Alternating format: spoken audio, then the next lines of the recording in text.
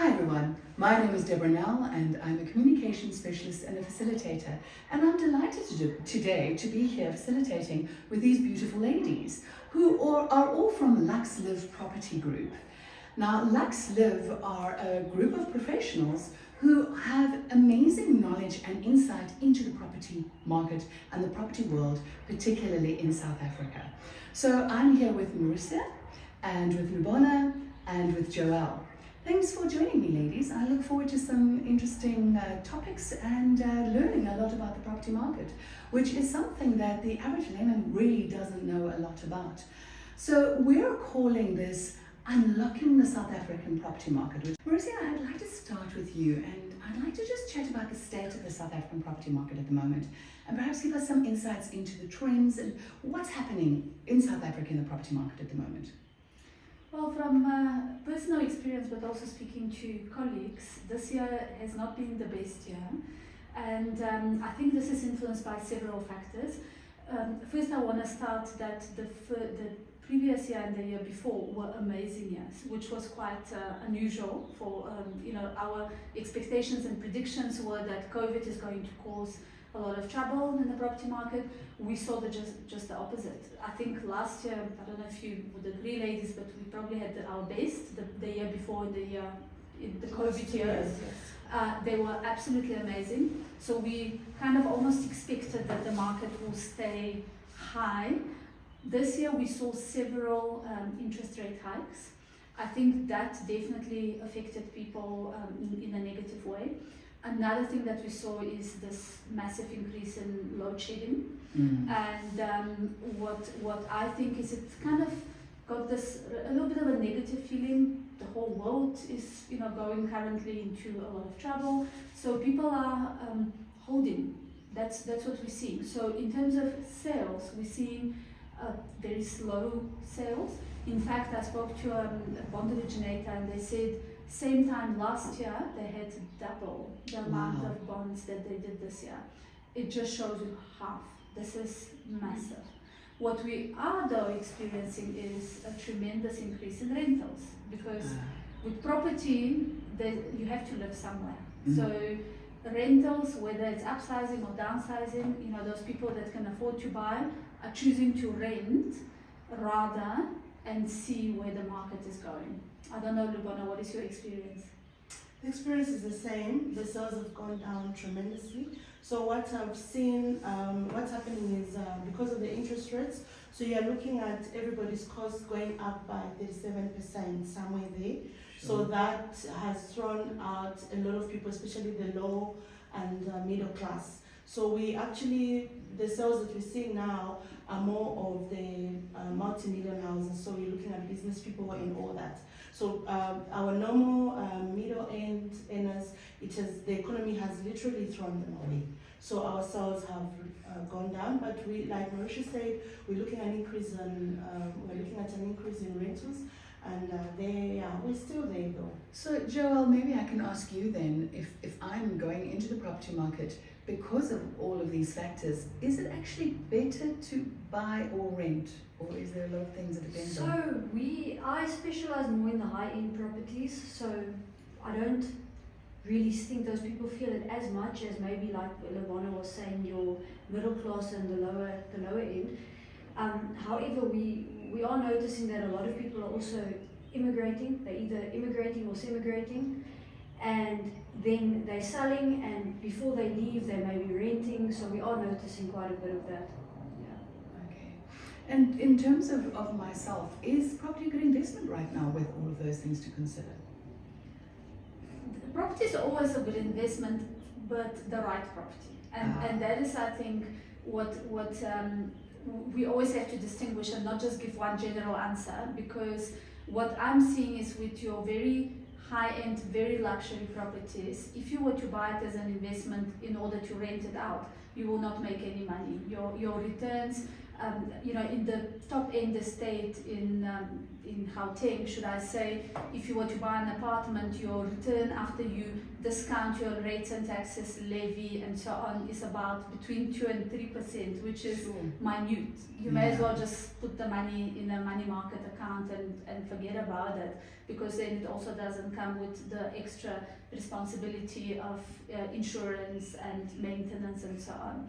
What I'm seeing is if you buy entry-level properties, the investment is fantastic, because an entry-level property, even after you've discounted the rates and taxes, the levy, the maintenance, you can still achieve 8, 9, even 10% on your investment, which is absolutely amazing. So what I mean by that is, if you were to, there are multiple properties where you can buy an apartment, 1-bedroom apartment. We've recently done a sale actually like that in Polshof, where the sale went for 700,000 rand, and we're renting it for 7,000 rand. So yes, there will be a bit of cost that will come out of that, but the return is excellent.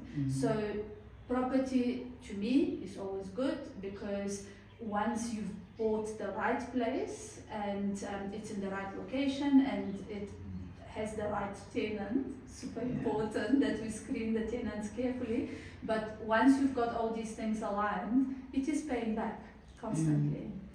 It's always a question, I think, for a young person as well, is, okay, now we've saved up some money, do we buy and live in the property, or do we rather just rent?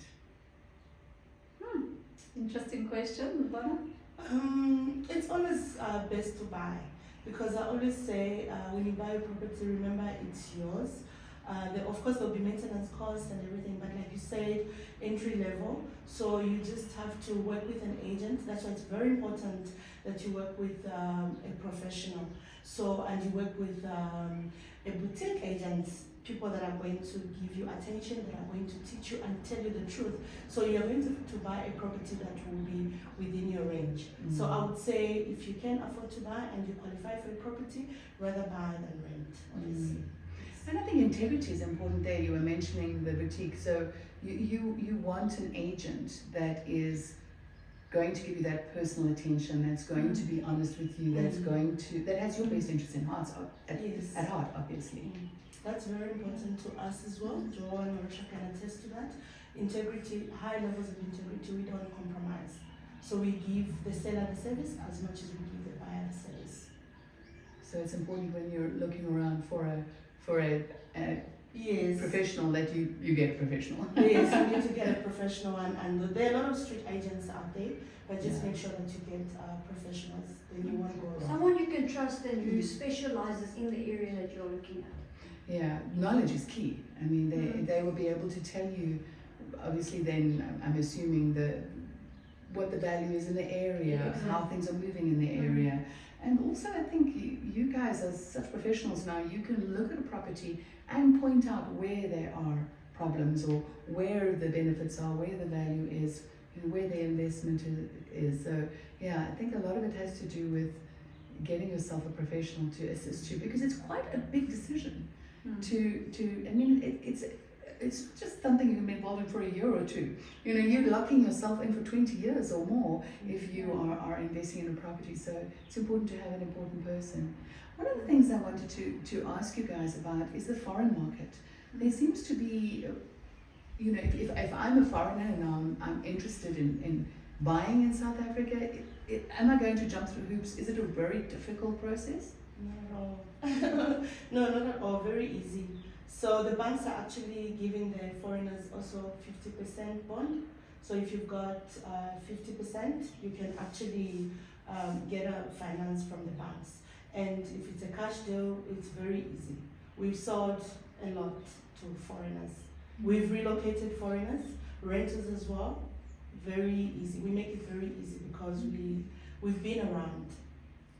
I think as much as we're seeing a lot of South Africans leaving, whether they're going to the coast, as I mentioned, or leaving the country, I think we're also seeing a lot of foreigners coming in. Yes. We've got a lot of Americans coming in at the moment. We've got people from Germany, people from all over the world that are deciding to come to our country, and they say it is so beautiful. So Yeah. And in terms of laws or taxes, or are there some things that That's they the need to thing. I consider? mean, people never know because some countries don't allow foreigners to buy property, whereas South Africa does allow it. So yes, there are certain considerations in terms of the 50%. That usually the banks will only grant you. Some banks might grant you less because of obviously they will do an individual assessment for the person. But first of all, you are allowed as a foreigner, which is very important. What they have to keep in mind is if they are to resell a few years later, whatever, there is a tax consideration that will come off, but that is much later on. And the idea here is that you want to invest to keep the property, whether it's to rent or to come and move. So many people are coming to move into South Africa nowadays, what we're seeing, and opening businesses, because it's also, to me, it's the country of opportunity. Your small business can thrive in South Africa, which is something you don't easily see. I come from Europe. It's very difficult compared to how good the environment here is for entrepreneurs. So I definitely feel that all the foreigners that we've sold to, like Lubona said, and we keep selling to more over the years, I've not met someone who has said they've made the wrong choice. Wow. Yeah, so isn't it lovely? Because Yes. all you hear is people wanting to leave the country, but in actual fact, that is almost cherry picking the worst news. Yeah. The news is a lot of people want to come here. And a it's lot of people are amazing. also coming back that have left and That's now true. returning. Yeah. Yeah. And in terms of the future, there's lifestyle changes, there's technology. The future is so uncertain at the moment. Do you think the property investment in terms of the future is strong? Is it positive? Is it looking positive? Personally, I feel you have to live somewhere. Yeah. Whether you have to live in a tiny little place Yeah. or you can afford to live in a huge place, you have to live somewhere. You don't necessarily have to have money in a bank account. You don't have to have, Bitcoin or whatever, but you have to have a shelter. Yeah. I think it's area dependent. There are obviously areas that do decline over the years, but there's also areas where you can see it's flourishing and it's only going to grow. If you take Waterfall, for example, it was voted the best mixed-use development this year. Oh wow. So it's, I think in an area like that, you guaranteed growth. Where there are certain areas that maybe do decline. Again, get yourself a professional in your Yes, area. get the and right you won't- advice. You won't go That's so wrong. important, yeah. And speaking of Waterfall, I mean, we've seen sometimes people maybe either going through hard times or needing to leave the country or whatever. Rentals are very strong. So those people are opting often not to sell their house but rather to rent it. They're still not losing their investment. So again, if you've bought the right property, you will be okay. Yeah. You hear horror stories about people buying and then not being able to sell their properties for long periods of time, and then also hear horror stories about people hijacking houses and refusing to move out once they get rentals, and I think again it's the horror stories that you hear about. You don't hear about all the success stories of people who have wonderful tenants who you've vetted, who you've ensured that they are good people and that they have integrity. Tell me some success stories. So I'm tending to hear a lot of horror stories at the moment, or let me feel better about some of the horror stories I'm hearing. No, there are a lot of success stories Yeah, out most there. of them. The thing is, I'll tell you what is most important is that the tenants are vetted. Yes. So like we do, we don't rent because we just want the place rented. Yes. With the multi-million houses that we specialize in, you will find a lot of nonsense out there. People telling you, like yesterday I was telling Marisha that a client stood me up. I was literally talking to him the whole way, and he said, "Oh, I'm coming to view it. It's an expensive property." Then he didn't show up, and then the next thing I asked him, "Oh, why didn't he show up?" Then he tells me, "Oh, I just realized that you're going to vet me." Oh goodness. He says, "Oh, I want to move in. I'll only come if you're not going to do a credit check." How do we approach an owner that we've got a client without doing a credit check? Okay, if you've got cash, still we want to know who you are. Yes. You understand? Absolutely. So if you've got a criminal record, people can have cash. There are a lot of people that maybe they've never had money, then they just have this money and they want to live in a very expensive house. Then 1 year down the line, they can't pay rent. Yes. So we avoid that with our clients. So we don't actually have a lot of horror stories, but they are there, a few of them, but we have a lot of success stories. Yeah, and I think you have systems in place to prevent this kind of horror story, don't you? As much as you can. I mean, one of our success stories is we have a foreign client who owns a house here, and we've been renting it for the last 15 years, I think, Wow. more or less. No We've just problems. placed a new tenant there, and you know, it's been one tenant after the other. I mean, we've now renovated the house for him and all that. So that is a success story for him. His Yes. investment has paid off so many times over. You can imagine 15 years ago what he bought it for. Yes. Whatever he sells it for now, his investment has paid off so many Hugely. times over. So that is really, I think that's great. And Joel, you do a lot of rentals as well. We've also got a lot of clients that have massive property portfolios. And that also tells me that rentals are not always bad, because then there wouldn't be people that have 20 properties on their They're all portfolio. renting, yeah. And they're all absolutely. with us, and some of them we've never had issues. We don't generally get issues because of how strict we are. Yes. But I think if you're just prepared to put anyone into your house, you might run into a bit of trouble Yeah. down the line. And again, it's making sure that you have a professional helping you with this, Yeah, because obviously 100%. you know the law, and you Yeah. also know how to protect your Yeah. tenants and your owners. And we can also be the in between. We can be the Yes. bad cop. You know? Yes. So sometimes maybe we're asking too much, but at the end of the day, there are legal requirements as well. And at the end of the day, it's you know, you prepare for the divorce whilst you're getting married, Yes, right? So you yes. just make sure everything is I aligned. hear you. But back to the investment question, I definitely feel it's excellent idea to invest, but you have to be so careful what you buy Yes. and where you buy it, because what you must look at, not just the price of the place, what you need to look at the whole infrastructure around you. Yeah. And we have seen, we're all based in Gauteng, but Joel comes from Cape Town, and we've sold in Cape Town as well, and it sells so fast there. The agents are so lucky there. But what we have seen is certain parts of Johannesburg, the greater area, that haven't seen infrastructure upgrades. You Yeah. don't have maybe the schools, you don't have, I don't want to mention names, but they are big golf estates that are struggling Mm. because maybe there isn't a school at the Yeah. entrance of it. And you have to have the key ingredients: hospital, school, shops. Yeah. This needs to be on your doorstep, whether it's Absolutely. an estate or a complex. So Yeah. one needs to look at the big picture and needs to understand where they're buying. Yeah. I think Johannesburg is just such a busy place. Everything is fast here, nothing slows down. We work 24/7, so when we are at home and we want to chill, or we have to take our kids to school, we want it close by. Yes. We don't want to now have to Absolutely. send Well, I think that's why these lifestyle. yes, estates. lifestyle estates work so well. Yes. It's got everything you need. You barely need to leave. Yeah, you're just gonna chill there Yeah. and enjoy Yeah. your life. And that is the future, I think, of property, is lifestyle estates, Yeah. mixed-use developments. Mm. That's where I think things you're are- right there. things are going. You mentioned something that I found quite interesting, that you've had a 15-year relationship with a client. Mm. You kind of think that, you get your, I found my estate agent, and my estate agent told me, and it was bye, and that was it, but you guys sound like you develop relationships with your clients, and Yeah. that, it's a long-term process, which is wonderful, because then you know that they'll come back to you if you've Yeah. given them good service and there's been that integrity. If they need help again, Mm. you're the first port of call. Well, that is the idea. I mean, we've been around for many years.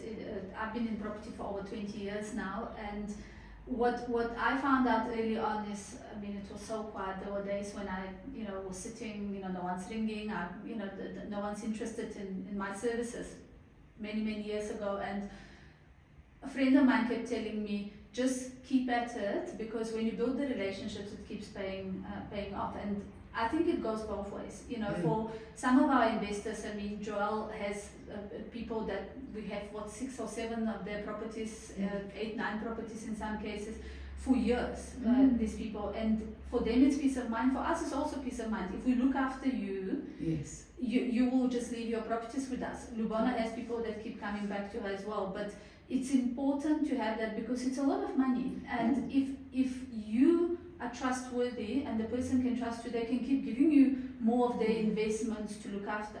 But if there is this hit and run situation, then you keep relying on getting someone else. It just both ways, for the buyer as well as for the agent, is not ideal. So you don't want that. It's actually changed now to become more about trust and lasting relationships, really. 100%. Yeah. And Marisha, you're saying you've got 20 years experience. You're giving your age away. We thought you were 30. I started very young. Absolutely, we believe you. I was in primary school. Well, you don't look like you've been We that got long, her there. listeners. Well, that's really most of the questions that I had. I would just like some closing comments from each of you in terms of as a person that is interested in the property market, so just some tips or advice or anything you'd like to just share before we close off. So what would we ask a buyer first? How much money I've got. Where is the money? Are you pre-approved? Yeah, I think that's really important, is to Why? Because the problem is we unfortunately get a lot of offers and they cash offers, and then the owners get all excited. Some cases they even start packing their boxes and getting ready to move on to whatever their futures hold. And then unfortunately something goes wrong and the offer falls through, and these people have literally planned their whole future now. So it is quite important to get either pre-qualification or proof of funds, so that you know that the buyer, if they put pen to paper, you can take it to the bank. yes, because you want the whole transaction to be a smooth process, Yes. and everybody to be upfront and yeah, I hear you. As a buyer, it also puts you in a very strong negotiating position, because when you come with your bank letter saying this person is good for X amount of bond repayments, when you put in an offer, that seller can see, okay, I've got a serious person here, they've done all their background, they're ready, the money is there, whether it's cash or the bank letter, and that way you can have a conversation with that seller. You know, maybe they reduce the price a little bit, or maybe they give you furniture, you know, as part of the deal, but you're in a strong negotiation position. When you go with an offer that is subject to a bond approval, or and no one knows on the other side, then you better be offering full asking price and a very short time period, because those sellers are wary. They've burned their fingers, and they just don't want to take their property off the market not knowing who they've got across. Yeah, Makes sense. Yeah. And Abana, what do you feel in terms of an open mandate or a sole mandate? What mandate? Obviously, we all know a sole mandate is better, but what's your opinion on that? I always tell my sellers to say it's better to go for a sole mandate, because you know, when you have a sole mandate, you definitely work hard to sell the property, and like just giving it to every other agent, because what happens is most of these agents are given targets to get listings by their managers. You know that you're a manager, so what they do is they just list the properties and park them there. So it's very risky as a seller to have your property listed by many agents, because it will just go stale on the market. No one will work on it. Everybody will just list it and park it there. And with a sole mandate, if you get a sole mandate with us, Luxleaf, we give a proper service. I've seen. Can I ask a question about pricing your properties? Because I think sometimes, you know, if you're insistent that this is what I want for my house, and I'm gonna get this for my house, and I don't care, and then your house can sit there for 10 years and not get sold. So how do you guys work out what is going to sell and what is a property worth? Is there a process that's involved? it is a process. In fact, it should be a very involved process, and often what we see is a person will sit down and say, okay, I bought my house 10 years ago, the inflation rate is on average 6% per year, therefore if I bought it for R1 million in 10 years time, I need to have, it must grow to R3 million, plus I changed the kitchen, that cost me 100,000, I painted twice, it cost me another 5, so I want 5 million for the house. Plus I'm moving to Germany and it is so expensive there, I need 6 million to buy an apartment there, therefore you're selling it for 6 million. It doesn't work like that. And the important thing is one has to look at the fact that you have had the benefit of living in the house or renting it to someone for 10 years. So money was coming in, or you were living here not paying rent somewhere else. Yes. So that always has an effect. Your property value, unless it is in a really fast growing area, it will not grow so much over as much as inflation or anything of the sort. But you also need to look at around you, you know. So what is selling out there and for how much? Absolutely. And we have a saying, you actually rather have the village house in the village than the castle in the village, because if you have a house that you want to sell for 10 million rand in an area where the highest sale is 2 million rand, a buyer will look around and say, okay, but I can buy 5. I can buy all your neighbors for the price same you're price you asking. want. Therefore, I go for the neighbors, and that is where there's a bit of a disconnect. You know, one needs to understand pricing is in line with everything around you, and in line with the market. But there's a very fine line.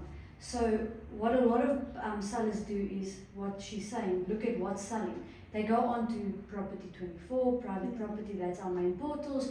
Oh, my neighbor's selling for 10 million, that neighbor's selling for 15 million. Okay, I want 18, mine is better. It doesn't work like that. What you see on the portals, Property 24, private property, is not what the properties are selling for. You need to go and look at the sales report and see what houses have actually sold for. Because that house might have been trying to sell for 5 years or something like with that ridiculous price. So we see a lot of the time, nowadays people do price their houses quite high to start off with, which does quite a lot of damage. But people never see what did the neighbor actually sell for. The neighbor could have sold for 8 million, but you think, okay, he had it on for 12, okay, I want 18 or whatever. It doesn't work like that. So you need to have proper information. Don't look at just. And I think also take the advice of your property professional. No, they don't listen. Yeah. No, they still trust me, but they still come back to our price. Yes. So we're very honest, like we said. So it's not our price, it's the market price. It's the market. So if you tell me you want 5 million, I'll straight tell you that your property will sell for 1.1. If you insist starting at 5, we will start at 5, but trust me, you will sell at 4.1. Yeah, because you guys have got the experience, you know what they're It's always correct. Yeah, so absolutely. very important to go on the market to the right price. So what do you guys love about this business? I mean, it seems like obviously I'm in communication and training and facilitating, and so I'm also working a lot with people. But I think it must be quite an exciting world, especially when you manage everything goes plain sailing and you're able to provide the service for your clients. Plain sailing. Doesn't always go plain sailing. It's something new every day. You learn something new every day. There's a challenge that's going to face you every single day. So you guys are good problem solvers, right? Which is great. It keeps you on your toes. Tomorrow will never be the same as today. Every day is something new. Yeah. Meeting new So is that what you love? Is the challenge? Of course. Yeah. Of course. Yeah. Imagine sitting behind a desk from 8 to 5. I know some people love that. It's just not in our personalities. That's why we're here. Yeah. We want to be out and have something different every day. It's So what makes you passionate about this business? I love people. I love working with people, and I love putting a smile on them. Yeah. So when I just give the keys and close the door, That must be Then a I very can special fulfill moment. that, yes. Yeah. And for you? The change, the every day is different, and also we are constantly thinking of what we should do differently. I think we were probably the first company that started videos just before lockdown. You were the first person.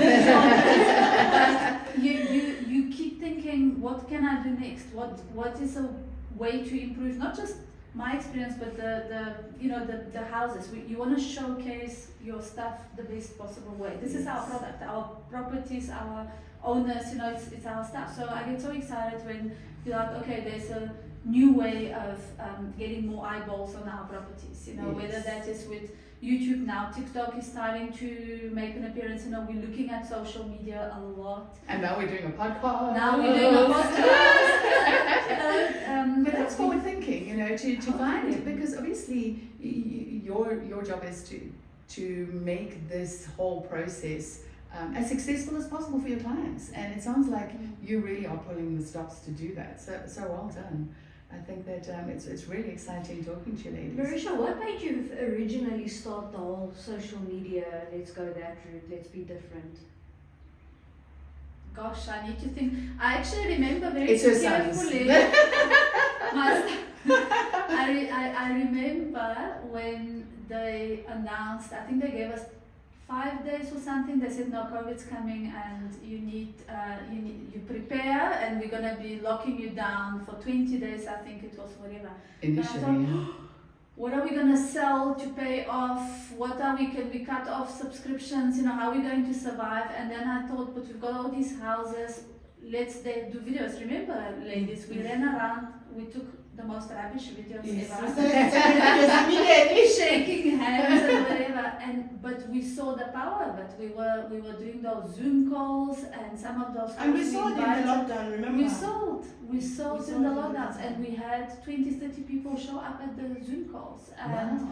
then you realized also you got to know some of these people, and some of them haven't bought yet or not to my knowledge, but you talk to all these people and you realize people love property.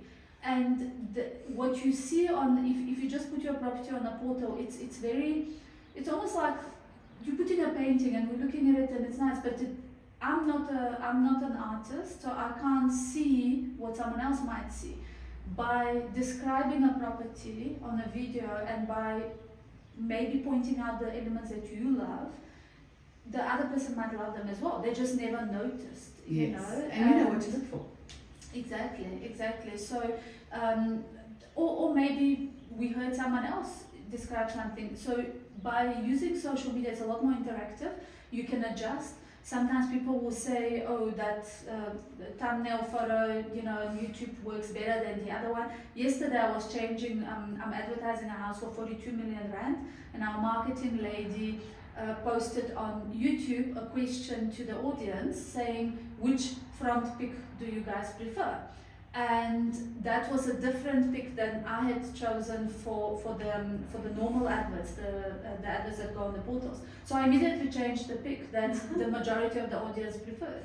I mean, this is like a way to reach out to the audience It's and hear interactive. what people like, which means you can also improve yourself. Because when people say, and again, some of the videos, someone will comment, your camera lens was a little bit dirty here. I need to change. I need to pay attention to that. It gives you a way also to keep improving that feedback. Yes. It's not always great, but when you get the positive and the negative, you can improve. Yeah, absolutely, I So- hear you. And talking about interactive, if people want to ask us questions or find out more information or watch the podcast or listen to us on Spotify, how do they go about that? Well, we're gonna have to figure this out. This is our first one. We will probably start doing this live. We need to get a little bit confident in that and get our new You guys are offices great. all fitted out and printed up. Yes. And then I think the next one, maybe we go live and then That'll be we'll exciting. invite people on social media to join us live and post Ask questions. Yeah. And we'll give it a try that way. Absolutely, and that's a wonderful idea because then it is the whole interactive thing. It's not just us or you lecturing a bunch of people, but it's an opportunity to interact and hear from the people. What are they looking for and what are their concerns and Yeah. what are their problems and from there, as you say, you can then make the adjustments or solve the problems, which just makes it that much more interactive and that much more successful. And we actually love to answer questions if someone is curious. I mean, we had the guy that came to measure our offices here for signage, and he said to me, I really want to start somewhere, I want to buy my own place, where should I start? And in the conversation with him, I realized that you need to help people even start with doing their budgeting, because if you've been renting for your whole life until this point, you might not necessarily think about what the implication of rates and taxes, the implication of levy, having a bit of a buffer for the interest rate going up. I mean, imagine your interest rate going up 4 or 5 times in a year. This can literally kick you out of your property. You have to be so careful. And I realized for a first-time buyer, there are so many of these questions that you want to have a proper conversation, and if that means we're no longer looking for a 1 million rand apartment, we're looking for 500,000 rand apartment, so be it. Rather start with something you can afford, and when you discover that you're making so much more money you can actually go up, then we'll rent it out, we'll get you a bigger one, and we'll carry on growing. Yeah, and this is where a podcast like this can be so helpful. Hope I think so. these are the kinds of things we should have learned at school, guys. You know, I mean, how to buy your own house? You never know. It's really. They decided to teach us 3 over 6 Did you ever learn? Well, it looks like you didn't need it because you're a very successful property professional. Well, ladies, I've had so much fun listening and talking to you and learning so much. I look forward to when we do this again. Thank you. Thank you. Thank you. Thank you.